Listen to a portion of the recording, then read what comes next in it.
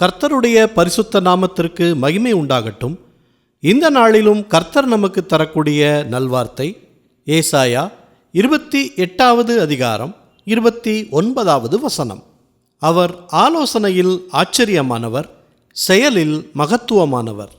பிரியமானவர்களே, கர்த்தர் தரும் ஆலோசனைகள் ஆச்சரியமானதாக இருக்கும் என்பதை பல தேவ மனிதர்கள் சொல்வதை வேதாகமத்தில் படிக்கிறோம். நேரிலும் பலர் சொல்ல கேள்விப்பட்டிருக்கிறோம். அவருடைய ஆலோசனை மனிதர்கள் ஆலோசனை சொல்வது போல அல்லாமல் வேறு விதமாக இருக்கும். நமக்கு அந்த நேரத்திற்குரியதை மட்டுமே விளங்கும்படியாக இருக்கும். பின்னாளில்தான் கர்த்தருடைய திட்டம் இதுவா என்று ஆச்சரியப்படும்படி இருக்கும்.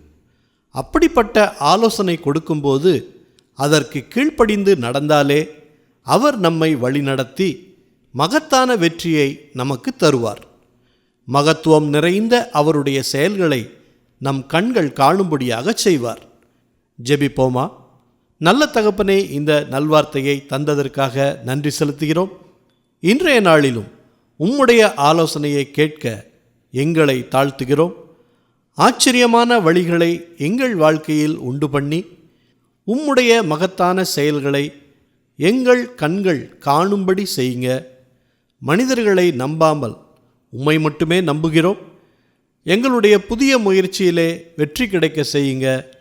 உம்முடைய அனுதின மன்னாவாகிய திருவசனத்தின் மூலம் எங்களுக்கு ஆலோசனை கொடுத்து திருப்தியாக்குங்க. எல்லா துதி கன மகிமை எல்லாவற்றையும் உமக்கே செலுத்துகிறோம். இயேசு கிறிஸ்துவின் நாமத்தில் ஜெபிக்கிறோம் பிதாவே. ஆமேன், ஆமேன். இந்த நல்வார்த்தையை மற்றவர்களுக்கும் பகிருங்கள். கர்த்தருடைய ஆசீர்வாதம் அவர்களுக்கும் கிடைக்கட்டும். கர்த்தர் உங்களையும் உங்கள் குடும்பத்தாரையும் அளவில்லாமல் ஆசீர்வதிப்பாராக. ஆமேன்.